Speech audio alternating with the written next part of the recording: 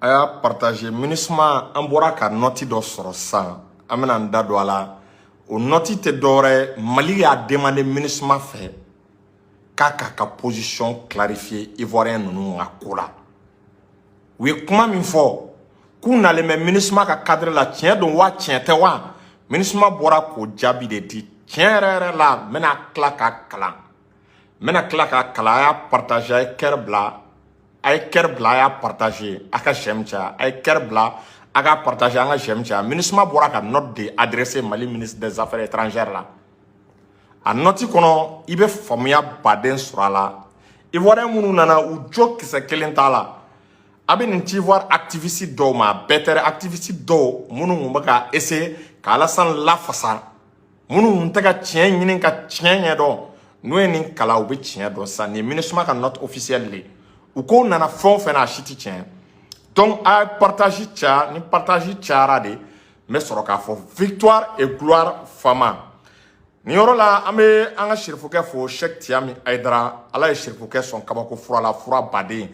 a ka ɲi tension diabète furudimi rɛndimi kɔdimi sirifukɛ ka numéro ye 78 78 03 03 o tɛmɛlen kɔ k'an ka belebele fo Cheikh Lassana Kanɛ belebele bɛ Segu a ye baara min kɛ IBK ka tagali la a bɛ ka baara min kɛ sisan Mali dɛmɛli la Mali stabiliseli la Lassana Kanɛ folen don k'a fɔ an ka autorités ye mɔgɔ minnu ye an dɛmɛ a daminɛ la kabini M5 wagati Lassana Kanɛ b'a dɛmɛbagaw la c'est-à-dire u ka gɛrɛ a la a ka u bilasira ni Ala sɔnna u tɛ nimisa la donc an bɛ o foli kɛ ka Segu autorité morale Segu karamɔgɔ n'a dɔnnibaga kile o kile minnu bɛ duwawu la su ani kile u bɛɛ folen don Mali karamɔgɔ n'a dɔnnibaga u bɛɛ folen don Asharafu Sharafa Buye Aidara a bɛ baara min na kɛnɛ kan ji jukɔrɔ a folen ka Sufi Bilali fo ka Mali karamɔgɔw bɛɛ a n'a dɔnnibaga bɛɛ k'u bɛɛ fo donc an ka politologue a ka foli bɛ a ka faso kanu n'a ka cɛsiri la n'o ye Segu Tunkara a folen don victoire et gloire Fama a ye b'a t-shirt la an ma ɲinɛ dɛ an bɛna ale a mouvement lancer a tɛna mɛn c'est-à-dire kunnawolo ani sebagaya bɛ Mali armée de bolo bi kunnawolo ye Mali armée de ta ye sebagaya ye Mali armée de ta ye terroristes dɛsɛra wa u tɛ se k'an bagabaga fɛnɛ u dɛsɛra u tɛ se k'an bagabaga donc n bɛ k'aw kɔnɔ a ye partage augmenter a ye j'aime caya a ye j'aime caya a ye j'aime caya a ye cœur bila a ye j'aime caya ka cœur bila donc an bɛna n balimaw an bɛna MINUSMA ka note kalan u ye note min adressé Mali ministre des affaires étrangères la a b'a dɔn Ivoire sarasiw minɛlen ni dɔw ko mercenaire Mali gouvernement yɛrɛ y'u qualifié mercenaire parce que tile fila kɛra Ivoire sarasiw ɲininkali bɛ ka kɛ Côte d'Ivoire u b'a la ko non k'u ma mɔgɔ bila ka na k'olu ka mɔgɔ tɛ Nations Unies mana ɲininka olu b'a fɔ k'u ka mɔgɔ tɛ o de la gouvernement ye communiqué kɛ k'a bɔ k'a bin ko ni sarasiw ninnu kɛra nationalité t'u la u sugumaya ma dɔn a ma dɔw bɔra dugu min na donc Mali k'u ma ko mercenaire an ka autorité ye diplomatie politique de kɛ o kabini an k'u ma mercenaire a n'a dɔn mɔgɔ min b'u kɔkɔrɔ u bɛ min ka ci la o parce que n'a fɔra i ma mercenaire n'i b'i yɛrɛ déclarer o kɔrɔ ye e ni terroriste ni criminel diɲɛ kojugu o kojugu y'an diya o bɛ se ka kɛ e la quoi est-ce que vous voyez donc o de y'a Ivoire autorité u ye a reconnu k'olu ka soldat don donc k'u ka soldat don Ivoire autorité ko k'u nana Nations Unies ka mission de la k'u nana Nations Unies ka mission de la k'u nana Nations Unies mɔgɔw dɛmɛli de la ko Allemand ka base dɔ u nana o protéger ale ni société dɔ bɛ yen n'a bɛ f'o ma ko Sahel Aviation Service k'u nana o société fɛnɛ k'u nana ka na o fɛnɛ sécuriser donc Mali ministre des affaires étrangères pour que ka ko ɲɛdɔn o de lettre adressée MINUSMA la k'u ka rotation bɛɛ jɔ fɔlɔ MINUSMA ma nin note in bɔ kun fɛ dɛ Mali ko MINUSMA a bɛ jigin ka yɛlɛ min kɛ o ka na ni sarasiw ye ka taa n'u ye ko k'a bɛɛ jɔ fɔlɔ yanni a ko ɲɛ ka dɔn filanan ye mun ye Mali ministre des affaires étrangères ko MINUSMA ko lien jumɛn de bɛ Ivoire sarasiw minnu nana 49 ko lien jumɛn mun ni MINUSMA cɛ lien jumɛn mun ni contingent allemand cɛ ko lien min mun ni contingent allemand cɛ lien min mun ni MINUSMA cɛ ko ni MINUSMA m'o dantigɛ ko MINUSMA tɛ baara kɛ Mali la tuguni k'u ye MINUSMA ka baara bɛɛ gulon ka baara bɛɛ suspend donc Mali y'o lettre ci MINUSMA ma on lettre jaabi de bɔra kana o de la Ivoire activiste dɔw bɛ u kan ka malo quoi u kan ka malo hali Ivoire Alassane a kun bɛ ka ko in ta ni tɔn min ye a kun bɛ ka ko in ta ni menace min ye wallahi nin yɔrɔ la a kan ka maloya n bɛna note in kalan a ka note in mɛn a kan ka maloya nin na est-ce qu'il y'a faamu a kan ka tasi nin na donc an bɛ note in kalan est-ce qu'il y'a faamu note verbale nin ma a kalan est-ce qu'il y'a faamu a point fɔlɔ la a sɛbɛnnen bɛ ko Mali ye a laɲini min kɛ ko MINUSMA k'i yɛrɛ jɛya est-ce qu'il y'a faamu n'o de ye ko a tɔgɔ bɔtɔ filɛ n kɔnɔ Ivoirien minnu nana note in dabɔra de MINUSMA ye note in kɛ Mali ko k'u yɛrɛ jɛya donc MINUSMA ye jaabi di k'olu bɛ k'u yɛrɛ lajɛya ko Ivoirien sirasi minnu nana le 10 juillet est-ce qu'il y'a faamu ko Sahel Aviation Service ale ni contingent allemand ko n'a fɔra k'u nana o cadre fila la MINUSMA ko k'ale bɛ min kalama ale bɛna i yɛrɛ jɛya o la o note la a bɛna yɛrɛ jɛya min fɔ an bɛna o kala donc a ye partage caya MINUSMA ko k'ale bɔra kalama a y'a lamɛn ko note k'ale bɔra kalama MINUSMA ko k'ale bɔra kalama ko Ivoire élément dɔw ko olu déployera Senu est-ce qu'il y'a faamu ko Ivoire élément dɔw k'u déployera Senu MINUSMA ko k'a bɔra kalama a ye kuma in lamɛn dɛ k'ale bɔra kalama o kɔrɔ ye k'a kun t'a kalama donc MINUSMA ko k'ale bɔra kalama ko Ivoire est-ce qu'il y'a faamu k'u contingent dɔw k'u déployera Senu est-ce qu'il y'a faamu Bamako Senu aéroport la ko k'u déployera kun min kama ko ka Allemand ka base dɔ bɛ yen ni Allemand ka kɛlɛkɛcɛden dɔw cɛden minnu nana Allemand dɛmɛ kɛlɛkɛcɛdenw tɛ dɛ minnu nana dɛmɛ kɛ Allemand ka contingent bɛ yen contingent Allemand bɛ MINUSMA la mais u ye mɔgɔ damadɔw délégué est-ce qu'il y'a faamu minnu bɛna u dɛmɛ u ka baara kɔnɔna la donc MINUSMA ko k'ale bɔra kalama ko Ivoire cɛden dɔw nana ka na olu de dɛmɛ ko ka na olu sécuriser ka na olu dɛmɛ ka na olu sécuriser est-ce que vous voyez donc an ka taa ko u ka o nali la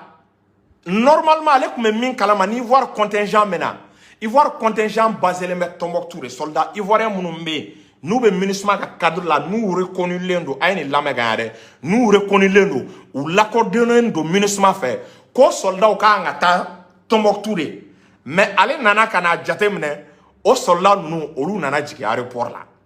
u nana aéroport la donc yɔrɔ faamuya tɛ yen dɛ o yɔrɔ tɛ se ka faamu MINUSMA ko k'ale bɔra kalama ko Ivoire soldats dɔw k'u nana est-ce qu'il y'a faamu u nana ko k'u bɛna Allemand ka sarasi dɔw sécuriser o sarasi ninnu ko normalement olu Ivoire contingent u kun kan ka taa Tombouctou de mais k'u nana u yɛrɛ sɔrɔ Bamako aéroport la aéroport Bamako Senu o ye MINUSMA ka communiqué est-ce qu'il y'a faamu donc an bɛ taa a ma ban ko MINUSMA bɛ k'a ɲini k'a faamu donc MINUSMA m'a faamu dɛ ko MINUSMA bɛ k'a ɲini k'a faamu est-ce qu'il y'a faamu ko nin ko in sera ka kɛ kɛcogo jumɛn na ni Ivoire sarasi bɛ na u kan ka taa Tombouctou de u ka contingent bɛ mais Ivoire sarasi ka na Bamako aéroport Senu na k'olu bɛ ka Allemand olu ka contingent dɔ u ka contingent min yɛrɛ don yɛ Allemand ka mɔgɔ dafalaw u ka mɔgɔ dafalaw mɔgɔ minnu n'u bɛ ka na Allemand ka MINUSMA ka contingent dɛmɛ olu kan ka kɛ mɔgɔ de ye mɔgɔ min bɛ bɔ i yɛrɛ ka jamana kɔnɔ normalement o kan ka kɛ Allemand sarasi Allemand de ye o kan ka kɛ sarasi Allemand de mais o ma kɛ sarasi Allemand yɛrɛ ko Ivoiriens de nana ka na sarasi Allemand protéger depuis quand Ivoire sarasiw olu niveau bɛ Allemand sarasiw ye sécurité la a ye nin yɔrɔ lamɛn depuis quand Ivoire sarasiw niveau bɛ Allemand sarasiw ye Allemand sarasiw bɛ se ka taa dɛsɛ fo ka Ivoire sarasiw de wele k'u kana u sécuriser wa u ka mɔgɔ minnu don u ka mɔgɔ dafalaw mɔgɔ minnu b'u ka cidenya misɛnninw kɛ parce que Allemand ka effectif yɛrɛ bɛ yen o effectif tɛ mɔgɔ minnu nana ka na Allemand soldats minnu nana ka na Allemand ka troupe dɛmɛ u ka baara la a dɔw bɛ se ka jiw ta a dɔw bɛ se k'u dɛmɛ yɔrɔw jɔli la a dɔw bɛ se k'u dɛmɛ minɛnw entretien mécaniciens olu bɛ se ka k'u la est-ce que vous voyez donc an ka avancer donc MINUSMA nana u ka point filanan corrélation contractuelle sous-contractuelle entre le contingent allemand et des tiers c'est-à-dire ko relation min bɛ Allemagne n'o ka sɔrɔ contrat don n'o bɛ Allemagne sarasiw ani mɔgɔ wɛrɛ cɛ MINUSMA bɛ n'i da don o la a y'o yɔrɔ fɛnɛ lamɛn est-ce que vous voyez MINUSMA ko k'ale ta kalama ko contrat bɛ Allemagne k'a ni jamana wɛrɛ cɛla la est-ce qu'il y'a faamu ko pour que ka Allemagne ka base dɔ base min n'a sigilen bɛ soldat allemand minnu nana ka na Allemagne effectif MINUSMA dɛmɛ k'ale ta kalama ko jamana wɛrɛ soldat bɛna ka na olu protéger MINUSMA ko k'ale ta kalama nin ye maloya yɛrɛ a ye kuma in lamɛn tuguni MINUSMA ko la MINUSMA n'a pas connaissance d'un contrat entre l'Allemagne et des tiers pour la protection de la base allemande de NCE et SIAFAMU. Des mesures ont déjà été prises pour renforcer la gestion des NCE. Donc, MINUSMA ko ta kalama et SIAFAMU ko contrat be Allemagne ni jamana wɛrɛ cɛ jamana wɛrɛ sɔrɔsiw cɛ k'olu bɛna Allemagne ka base sécuriser MINUSMA ko k'u ta kalama u ka note verbale ou une note bon y'a blanc à page ka eta ben page ka ko donc k'u ta kalama donc on va continuer o tɛmɛlen kɔ ko mɔgɔ ninnu nana cadre min na a bɛ fɔ de ma ko des éléments nationaux de soutien a bɛ éléments nationaux de soutien dɔn éléments nationaux de soutien ivoirien ninnu nana cadre min na ko éléments nationaux de soutien o ye kana mɔgɔw c'est-à-dire MINUSMA ka effectif bɛ yen o dɔnnen don mais jamana bɛɛ a bɛ MINUSMA ka sariyaw kɔnɔna la i bɛ se k'i ka jamanaden wɛrɛw hali n'u tɛ MINUSMA ka compte la i bɛ se k'i ka jamanaden wɛrɛw ta ka na est-ce qu'il y'a faamu ka n'i ka sarasiw dɛmɛ minnu bɛ ka MINUSMA ka baara kɛ mais n'a bɛ kɛ i b'a i sara i bɛ a ɲɛfɔ est-ce qu'il y'a faamu donc an bɛ na donc o nombre min bɛ yen c'est-à-dire sarasi dafalanw contingent dafalanw MINUSMA kɔnɔ o nombre min bɛ yen MINUSMA communiquera o kan est-ce que vous voyez ani u jigincogo Mali kɔnɔna la donc u y'a fɔ ko MINUSMA ka sariya la ko kojugu tɛ est-ce qu'il y'a faamu i yɛrɛ ka c'est-à-dire sarasiw bɔra jamana min na sarasi wɛrɛw kana olu dɛmɛ est-ce qu'il y'a faamu ka n'u dɛmɛ cidenya misɛnninw na cidenya misɛnninw de don dɛ cidenya ba tɛ est-ce qu'il y'a faamu cidenya misɛnninw a bɛ se ka kɛ jitaw b'o la a bɛ se ka kɛ ka sojɔw b'o la a bɛ se ka kɛ tobiliw b'o la a bɛ se ka kɛ voilà fɛn misɛnnin wɛrɛw quoi est-ce que vous voyez donc olu bɛ se ka k'a la donc a y'a lamɛn est-ce que vous voyez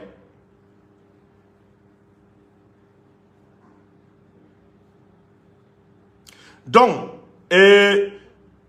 MINUSMA ko Nations Unies sariya la c'est-à-dire ko tɛ kojugu ye est-ce qu'il y'a faamu ko mais ko n'i b'o sarasiw bila ka na est-ce qu'il y'a faamu ko n'i b'a sarasiw bila ka na ko f'i ka MINUSMA informer de ko n'i bɛ sarasiw bila ka na ka n'i ka troupe dɛmɛ est-ce qu'il y'a faamu contingent MINUSMA fɛn fɛn bɛ jamana kɔnɔ ne bɛ fɛ jamana wɛrɛw est-ce qu'il y'a faamu i ka jamana u bɔra jamana minnu na o jamanaden dɔw kana i dɛmɛ k'i bɛ MINUSMA informer de à l'avance o b'a yira Côte d'Ivoire ta Ivoiriens ka sarasiw ta nin b'a yira ko u nana MINUSMA kun t'a kalama MINUSMA kun ma informer donc a y'a lamɛn an ka taa est-ce que vous voyez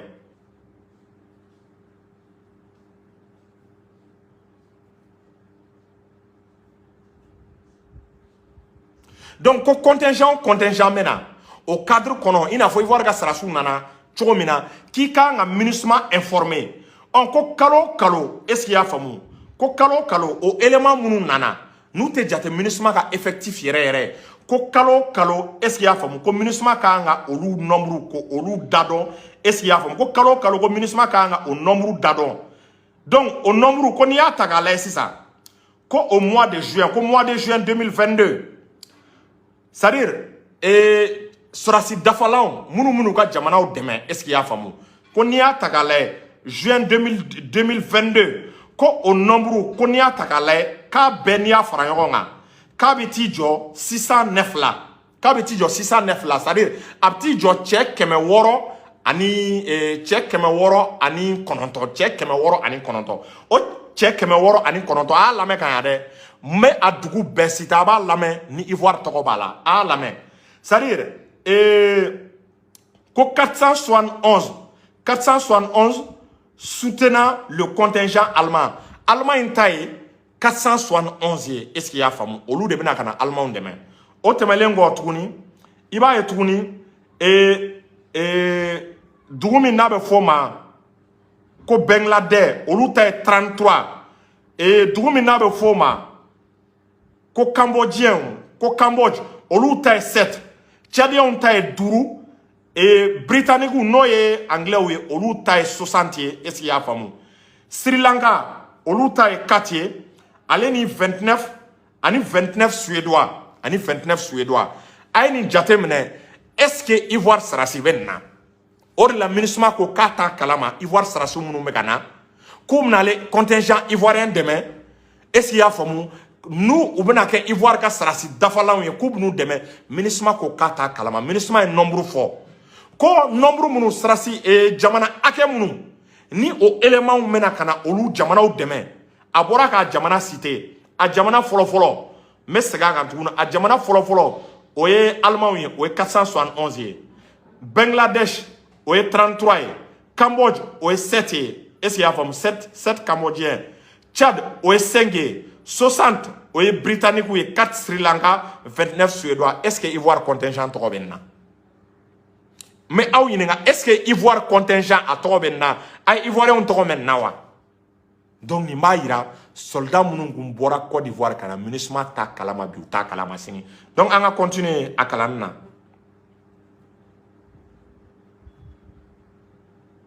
donc MINUSMA ko allait m'a informé à daere à fo ko la MINUSMA n'a pas été informé de la présence et du nombre de NCE de la Côte d'Ivoire est-ce que vous voyez cependant, en recoupant des documents internes, que la MINUSMA estime que le détachement ivoirien s'élève à 50 hommes et femmes. Donc MINUSMA ko ivoirien munum blala kanaya ko ale ta kalama bi ata kalama sini ko wale bora kalama yora un mega foko 49 MINUSMA ko kale bora kalama ko ivoirien munum nanaya ka bela jeleme be mo biduru de ma a dun fora ko 49 de mais MINUSMA ko tieni muso fen nana ko kana Ivoire soldat demain est-ce qu'il y a famu ku bebe mo biduru de ma MINUSMA ko kale boro kalama ni MINUSMA ko ba kalama est-ce qu'il y a combien de fois ni MINUSMA ko ba kalama est-ce qu'il y a combien de fois awu général Makoso yininga ka be se ka mfona ay Alassane yininga ka be se ka mfo MINUSMA ka ni note verbal ina Ivoirien munu mega Mali doga o be se ka mfoni na soldat munu nana ou te MINUSMA ka cadre là MINUSMA ko kuta kalama ko contrat be Allemagne ko Allemagne be contrat passé est-ce qu'il y a famu jamana wara fait ko lu sarasu kana Allemagne nga base sécurisée côté ayra ka logique ta ka laissa mu Allemagne yay adama puissance militaire de Allemagne est puissance militaire de depuis quand puissance militaire oga jamana oga tiedo nga sécurité obseka Afrique sarasu wole cho jumena obseka soldat africain wole cho jumena ko soldat africain ko kana leka chedon sécurisé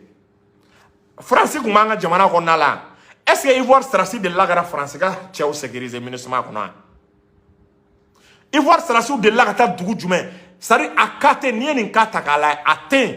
obeka élément de soutien munu fo noye MINUSMA ko kale ka sharia la jamana fenbe MINUSMA kona abe jamana biorobo ale ko ka sharia la ko basita la c'est-à-dire MINUSMA ka contingent talent ka biga jamana kono ibse ki ga jamana denwora wele olu kan i ka contingent deme sa anga ke sa ni Mali ko MINUSMA la ou bien Mali ko MINUSMA équivalent na yoro wore Mali se ka Mali denwora wele u ka ta Mali soldat o deme est-ce qu'il y a famu u ka bara la Nations Unies nga mission wore la maintenant be ke ibe Nations Unies bo akalamare wa mo munu beta olu beta deme cadre de la uta ou deme de olu teta kele la olu teta est-ce qu'il y a famu ko beta strasi munu yere tara officiellement olu teta ko to remplacer ou teta ko beta yoro sécuriser ou beta u ka jamana drone deme la teta jamana wore deme i ka jamana MINUSMA ko kale jarana e cadre mina ko ni be na i ka jamana yere de deme uniquement ni bi ni ka jamana yere de deme uniquement est-ce que vous voyez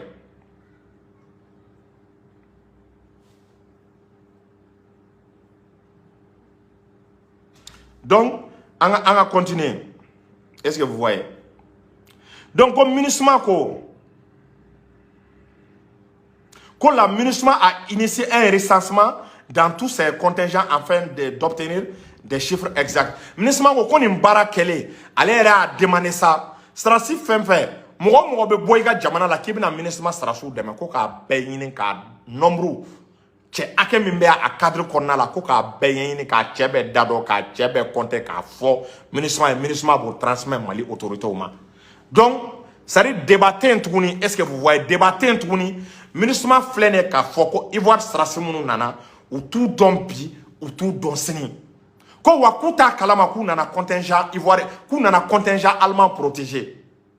sarasi munu nana normalement nous kan ka ke sarasi fegema nde est-ce que avec a famu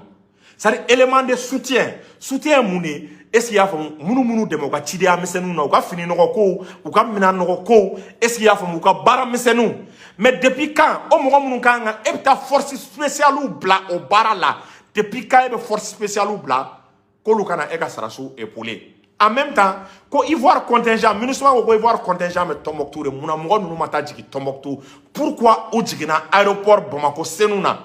MINUSMA ko kalema o fene famu kale bora au bec la massani a MINUSMA flek à Côte d'Ivoire bla en plein vol Ivoirien munu mega malien doga chama me maloa ni nare chama me maloa est-ce que vous voyez